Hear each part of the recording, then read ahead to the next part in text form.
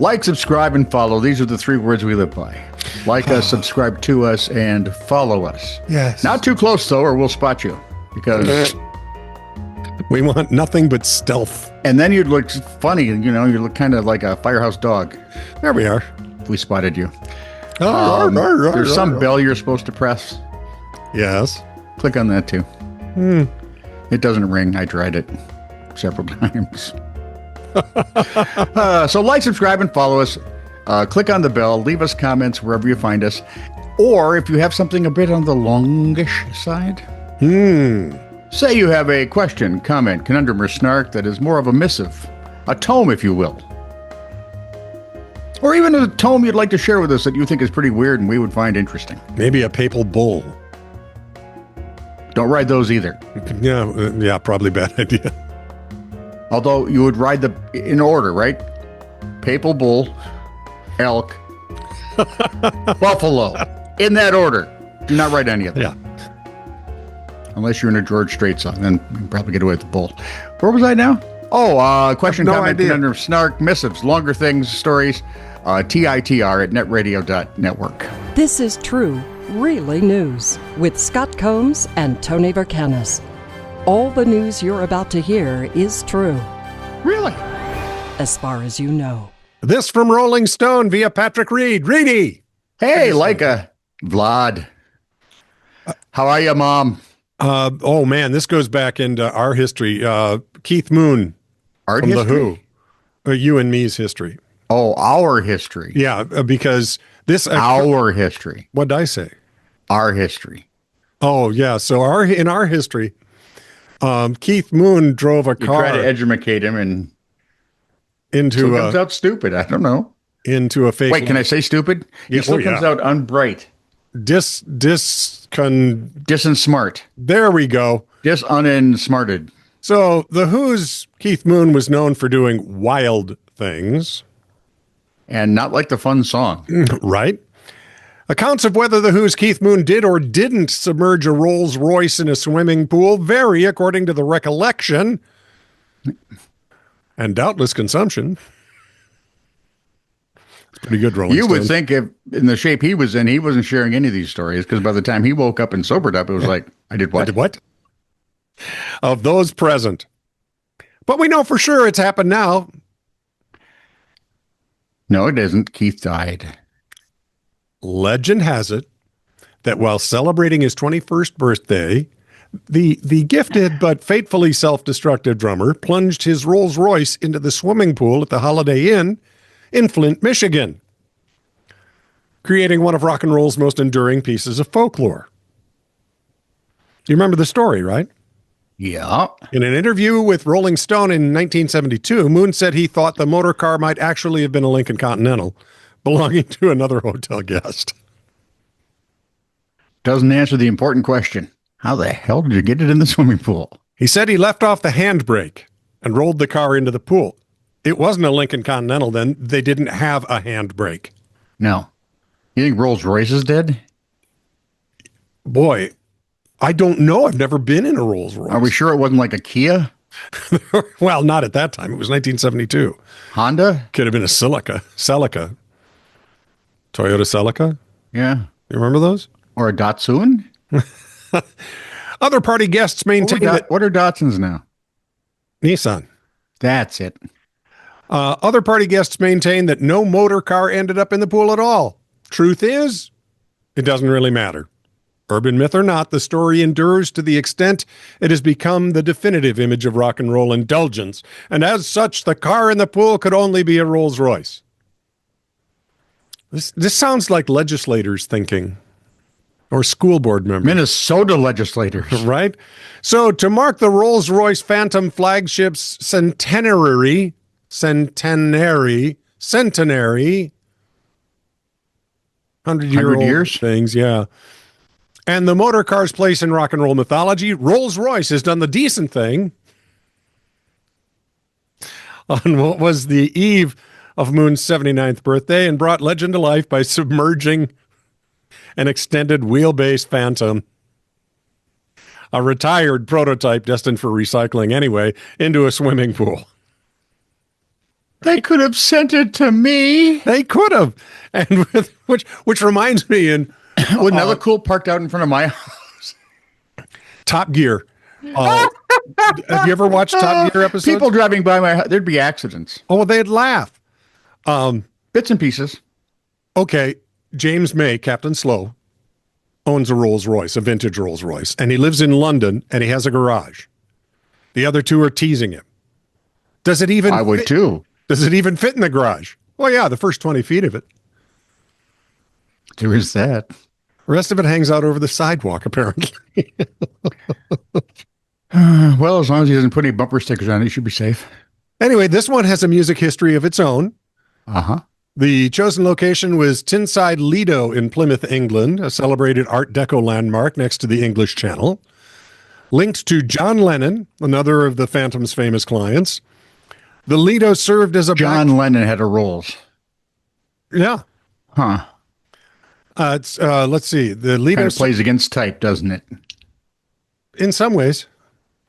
The Lido served as a backdrop to a photograph of the Beatles taken on the 12th of September of 67 during a visit while filming for the Magical Mystery Tour. But to the consternation of some locals, the confusion of the BBC, Rolls-Royce, in cahoots with Rolling Stone UK, dropped £500,000 of Phantom EWB into the clear blue waters on a day when the temperatures were more Saint-Tropez than southwest England.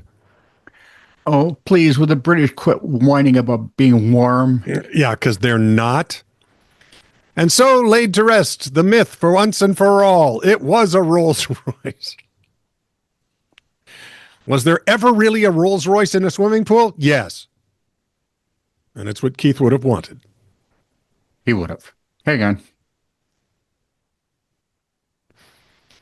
Thank you. Back to the silliness. We are... I never knew we left. We are a competitive lot. We are. We have pro basketball. Mm-hmm. I mean, from little kids up to the pros, right? We have basketball. Hey, I know. Let's put a peach basket up there on the wall and shoot a ball at it. Nope, can't walk. Got to bounce it on the floor. No tackling. We have hockey. Yes. Let's play. Which was designed by dentists, I have no doubt. Oh, well, it kept things working for them. And now the orthopedic guys are getting into it. So, hey. Very much. There's American football, the only real football. And then there's the rest of the footballs. Yeah, where, then, dismemberment is looked at as a nice hit. Then there's God's game. Rugby Tiddlywinks? Rugby football. Yeah. Let's play American football, but with no pads. Like a real man. Yeah. I wonder what the lifespan is of a 6'4" rugby player when he's 50. I'm not sure Jonah Lomu made it to 50. And there you have it. And he sure wasn't 6'4" by then. Oh, he still was. Oh. Yeah, it was enormous and fast. Anyway, this all leads us to, okay, I love baseball, but it's a weird sport. It is. I love it for the fact it has no clock. What does now, those idiots? Anyway, weird competitions. Okay. Like the World Rock, Paper, Scissors Championship. It's organized by and I never knew there was one, the World Rock, Paper, Scissors Association. The sanctioning body? Yep. How come they don't have rock, paper, scissors, lizard, Spock? Is what I don't know. According to them, rock, paper, scissors, lizard, Spock. No, rock, paper, scissors is the oldest game in the world and has a completely level playing field. Actually, it's true. I believe Barney and Fred played that once on a show. How are they going to prove that? They're not. It's like anything else you read today. Let's just put it out there, and let's just pretend. Sure. Oh yeah, that's right. Global warming. Yeah, going to kill us all Thursday. The nice part. This or last? Yes. Well, every Thursday until it happens. The nice part about rock, paper, scissors, they say, is everyone can compete no matter their age or experience. Now, you might think, I know, Don't go there. I'm not You gonna might think that rock, paper, scissors is purely a luck-based game and winning isn't an indication of skill. But, I mean, really, what's there? Most any sport you can. There's a strategy. Let's take professional poker, shall we? Mm-hmm. I haven't seen the competition for the competition dates for this year, but I'm going to be looking. How about wife carrying? You might be a master at obstacle races, but will you perform as well carrying your bride? If you want to find out, I would suggest this for younger couples. When you get to be our age, you don't want your wife hanging off your back down by the exhaust well, fan. actually, she is anyway, but I was going to say. Yeah. Addicts have monkeys, married men have wives. That's going to cost me. Oh, man. Luckily, Robin never watches this, so we're good. Yeah, and her sister would never tell her. So is there... one chink in your plan. Dang, I didn't think that went through. If you want to find out, there is a wife-carrying world championship. Mm-hmm. Yeah, it's from Finland, where it's known as something I can't pronounce. Eukonkanto? Eukonkanto? Eukonkanto. Oh, you can't. Smith. During the competition, male competitors carry their female teammates. No, you don't actually have to be married, but honestly, I don't think many fathers would allow their daughters to do that without being married. Mm-hmm. You carry 270-yard obstacle course, and the obstacles are in your way, and you have to do it the fastest. No, I don't. Hang on, If you want to win, everyone wants to be a winner. I'm not ever lining up in this. Chicken. Competitors can actually, Ann could probably carry you. No, she's got to get her knee drained again. Pretty sure an elk couldn't carry us. Competitors can carry their teammates. See, now if you had two elks, that would be interesting. Or better yet, two buffalo. They'd argue the whole way. Competitors can carry their teammate in any way they wish. I would suggest not in a burlap sack. That'd be bad. Yeah. In addition to the fastest team, special awards are also handed out to the best costume. Yeah. At this point, it'd have to be considered a getup, I think. It's more of a uniform, really. There's also an award for the most entertaining couple. I can see those wheels. Just don't let any of those wheel thoughts get to your mouth. And the strongest carrier. Competition takes place in Solkjarvik, Finland. Sure. Last year's race was canceled. Why? Something about the pandemic. Last year? Can't be. Oh, this is from 2021. Sorry. Oh, okay. So we're in the Wayback Machine. Yeah, so they're there. Well, not the way back, just over there back. Kind of back. A bit of back. If you can't fly to the frozen... the godforsaken portions of Northern Europe, don't worry. There are separate competitions also in godforsaken parts of the UK and US. Well, there are cherry pit spitting contests. Yes, there's a championship. I like the idea of the simple. cherry spit pitting better. I see. Mine's not out yet. And it's very simple. Just spit a cherry pit farther than anyone else. I can remember hearing about that from Mark Twain's. Somehow or another, the current official world record is at 93 feet, 6.5 inches. How? I think the guy puts the cherry pit in his mouth, lays on the ground, puts his head like that. And his wife jumps on him. There used to be an annual international cherry pit spitting contest championship. Yeah, you have to get your cherries, Michigan. You have to get your cherries from another country. Yeah, until 2019. When the tradition came to an end, when the farm housing the competition was sold and no one could find a replacement venue. No one looked very hard. Luckily, there are many similar competitions organized around the world, particularly, oddly enough, in cherry-growing regions. Imagine that! How about chess boxing? Did you say chest boxing? Mm-mm. Chess boxing. Yes. Knights to bishops, pawns for... Oh, and then they fight it out for the square. I don't know. If regular chess isn't challenging enough... It's not. It combines chess with boxing. It's played in 11 3-minute rounds. Each round of chess is followed by a bout of beating the snot out of each other as competitors engage in the ultimate challenge of brains and brawn. That and the fact that, you get a concussion in there and you're probably going to lose. Yeah. The World Championship competition for the sport is organized by Chess Boxing Global. Although CBG. no one's been able to figure out if they do that every year or just like whenever the spirit moves them.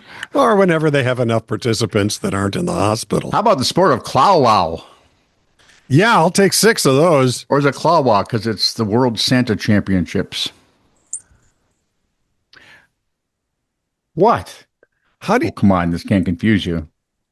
how do you get more than one Santa? It's you're new around here, ain't you, boy? Well, maybe a little. Go to the mall. There's one in the mall. There's one in several of the stores. Apparently one shows up at my Outside ringing house. a bell. I don't have a chimney, and he still gets in. Yeah, I think they covered that in the Santa Claus. Come on. It's a Santa-themed competition. Contestants test their skills to determine who's the holliest and jolliest. Past competitions have included activities like after skiing. What's after skiing? Drinking? Eating? Eating and drinking. That's Plaster after cast? skiing. I don't know. Climbing various structures and sled racing. Well, that one I understand. Yeah, climbing things. Haven't No. figured out the after skiing and parkour. I don't know how they fit in there. No, He's a fat old guy. Most everything we've seen. I'm gonna say. Except for when Kurt played him. If there's a little beer in there, I'll be happy. The event is organized each year when the Samnon Samnon SAMNAUN Winter Resort in Switzerland opens. The competition takes place usually late November. A special event to boot, marking the contest's 20th anniversary in 2021. And last but not least, for part one. Foreshadowing what's going to happen Thursday. Oh, no, I'm just going to do it next time. Oh, are you? Okay. You can only handle this so often. Worm charming. The World Worm Charming Championships are hosted at Williston Country Primary School in Williston, England. Does this get at any point toward warm bait? Each year, I can just keep remembering Howard trying to get that on the hook. You trust me? Now you got to stick it right through him. Each year, enthusiastic 3-member teams of wormers. Now I'm thinking Animal House. Wasn't it Dean Wormer? I wouldn't know. You never watched Animal House? I've seen scenes of it. You got to watch the whole thing. It's worth the I price don't. of admission. I'm watching Star Trek, so Yeah, that's so much better. 3-member teams of wormers flock. Can wormers flock to a small village to see who can gather the largest haul of earthworms? Oh, it's a murder of earthworms. No, that's been going on at least since 1980. Then winning teams have developed various and often very effective methods for getting worms to rise up from the ground. collectively known as a just slime pray. of worms. It sounds weird, but have you ever actually tried luring worms up to the surface? No, I use a shovel. I don't. Me either. I don't Fish. It takes some serious skill, and I have no idea how they would decide a winner. I suppose by number of worms? Well, what about size of worms? Worms in terms of weight. Heavy worms. Worm weight. Worm weight. Yeah, there you go. Part 2 to come. I know you can hardly wait. From interestingfacts.com, he said, because he could hardly wait. Depending on your perspective, Roy C. Sullivan was either one of the unluckiest people who ever lived or one of the luckiest. Unlucky. Were you going to say something? I heard a breath. Okay. Unlucky because the park ranger was struck by lightning a whopping 7 times. Yet lucky because he managed to survive every single one of those encounters. He holds the Guinness World Record for the most lightning strikes survived. A rather dubious honor if there ever was one. Dude. I wouldn't show up to hand him his prize, you know. Not unless it was clear skies, not a cloud in them. I was watching these two guys from Britain who love coming to the U.S. and showing us, all about the U.S. And they're trying to convince Brits that the U.S. isn't what most people think it is, which is true. Yeah. But they were in a pool lounging. Look at this beautiful, the little rain and the lightning. I'm going, get out of the away pool. from the pool. Good Lord, have they taught you nothing? Well, it's England. I don't think they teach much anymore. With regards to Mr. Sullivan, the first lightning strike happened in 1942 when he was working at Shenandoah National Park in the Blue Ridge Mountains and resulted in a lost big toenail. Sure, he looked for it, but to no avail. No avail for the toenail. For the better part of 3 decades, nature saw Tail the nail. Nature saw fit to leave the Spark Ranger alone. Beginning in 1969, however, lightning seemed to have it out for him. In 1969, he lost his eyebrows. That ain't bad. In July 1970, his left shoulder was seared. That's not good. In April 1972, his hair was set on fire. Richard Pryor, I get it. In August 1973, his hair caught fire again and his legs were seared. In June 1976, we should check the date on that just for fun. Yeah. It was June 18th. It would go, hee, hee, hee, hee. I was having cake. In June 1976, he injured his ankle. And in June the following year, he sustained chest and stomach burns, all due to being struck by lightning. Why he seemed to be the human equivalent of a lightning rod remains unknown. The national Why? Well, sorry. I was late. We don't know. National Weather Service puts the odds of being struck by lightning once in an 80-year lifetime at 1 in 15,300.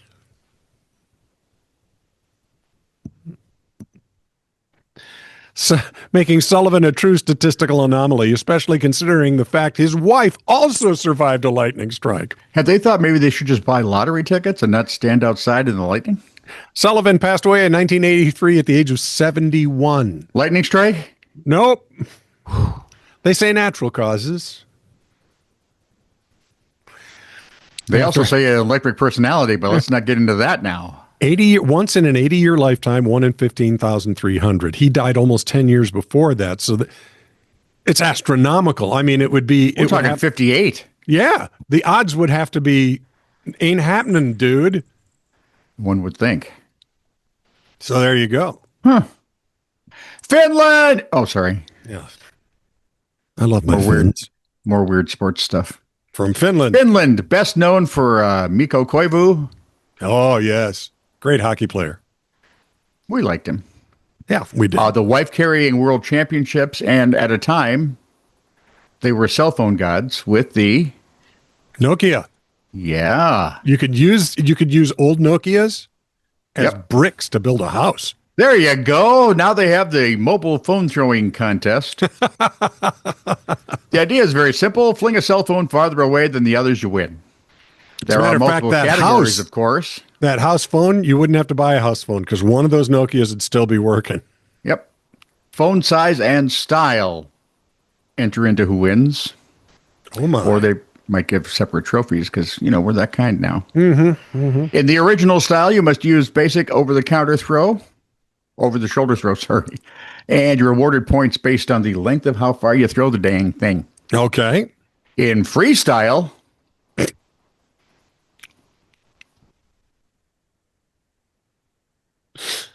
you can toss the phone in any way you wish, and you can get extra points for inventive and flashy performances. Trebuchet. There are single and team categories in both styles. Apparently they discontinued the Greco-Roman. Sadly, the official mobile phone... Two trebuchets. Sadly, the official mobile phone throwing championships in Finland have gone the way of the dodo.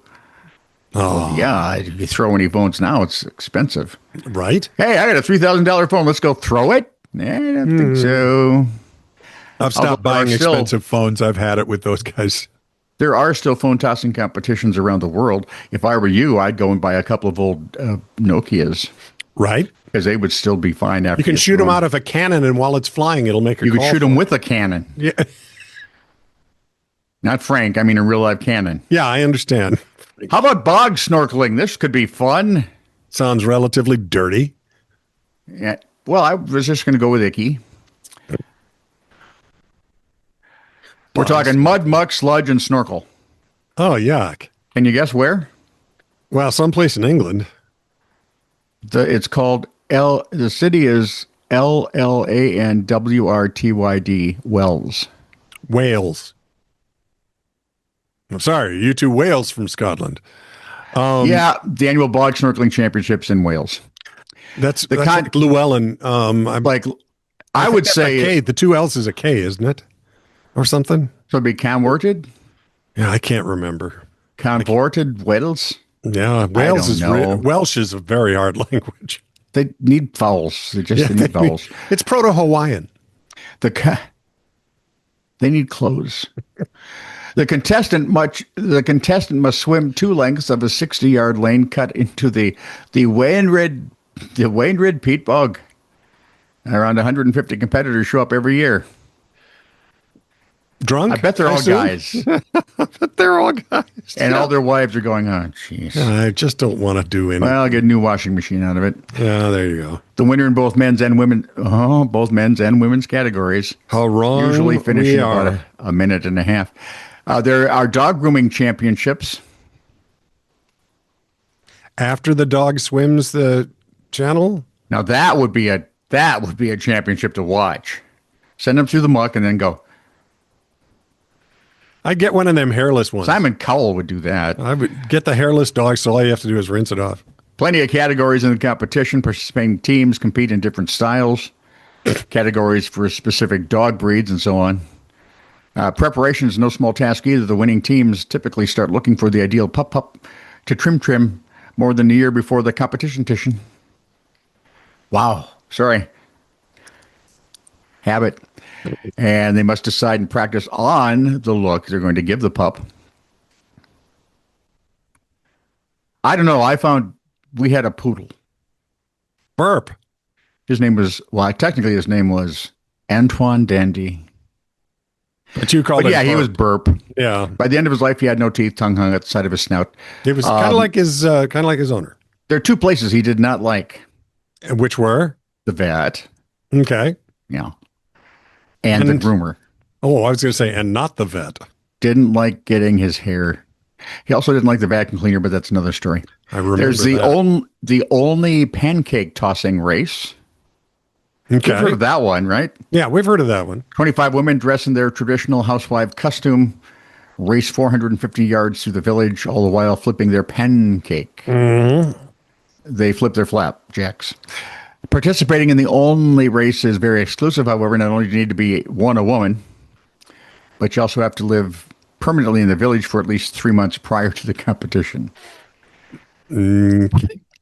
Yeah, if that's too much for you, there are other pancake tossing races both in the UK and on this side of the Atlantic. How the Waffle House hasn't got into something like this, I don't know. They're busy.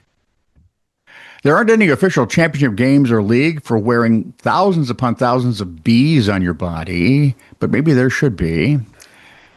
You see, some folks seem to apparently get into the idea that it'd be cool to break the world record for being covered in bees. They're such beesy bodies. They might wear the bees as a beard on their face, or just allow their whole entire body to be swarmed. No. At which point, when the bees left, I would be dead. They probably didn't bite me. I'd have had a heart attack. Right. By the way, the world record for wearing a bee beard is Indian Vipin Seth. 135 pounds of bees hanging off his chin. Neck muscles there, dude. Yeah, really. And in the full bee suit category, the record is held by a Chinaman named Ruan Liang Min. Yeah, well, way to go. They man. estimate, because bees they just really do not count off well. Count off. Bzz, bzz, bzz. Oh, jeez. They figure All right, I'll let he you had by height. 637,000 bees on him. Oh, you guys line up alphabetically by height. You would have to do that one like in the fall or winter, because that would be warm no matter what. And then, of course, the stings. Yes. Last but not least, there's hobby horse racing. Oh, that one. Guess where it is? England. Finland. What's wrong with the Finns? I mean, seriously, what's the psychological thing that's gone wrong? Well, they live in Finland. Well, there is that. Yeah. I'd like to point out, we live in Minnesota. Same thing. We're like Finland West. See, we just don't let them make up things. We just send them to St. Paul and there we go. Write laws. Just like in a real horse riding competition, the contestants race through a track with various obstacles, and they have to do it by keeping their hobby horse where a hobby horse should be, right? Mm-hmm.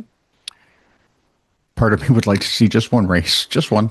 I just want to see the first jump when the horse refuses to jump. I just want to see that happen. The scary part. You're over there going, I think you're pretty smart, don't you? And the hobby horse is going, Yep. Yeah, I do. Just like other bizarre sports that Finland's come up with, this one hasn't stayed in the north. Hobby horse competitions around the world, including there is an official U.S.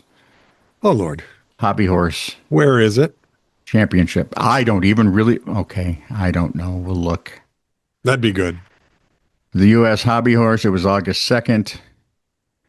You know, if you look at the people with their little stick horses thingies, yeah, they look like normal people you'd meet on the street. You had 2 arms and 2 legs and one head. They're girls and boys and men and women, and they all look normal. Yeah, well, not that normal because they got a hobby horse stuffed down there. Wow. And where did they meet here in the States? The corral? I don't know. Hobby horse corral. Let's see. The flat classes judge on how well your horse behaves at the walk, trot, and canter. The hunter jumper is focused on style. Horses should have good manners, smooth style, and a graceful overall appearance. Uh-huh. There's also show jumping. That'd be my favorite. I want to see the flash jumping. The girl they've got racing the horse here, doing one of the jumps. Yeah. She is very focused. Very focused. You would have to be. You got a stick hanging out behind you. Yeah, that's true. Might as well have a Quidditch championship. That's not a sport. There's barrel racing, Western trail competition, puissance. Riders line up and attempt to sail over the bar as it raises after each round. Dressage. That's the other one. And the lip is on our hobby horses. It's a dance that involves a specific set of required moves in a performance of the rider's design. She doesn't look nearly as intense as the jumping girl. Well, she may have less to lose. She looks just as normal, too. Dude, they're out there among us. Proof they could be teaching our children. Alien. Well, that would explain a lot.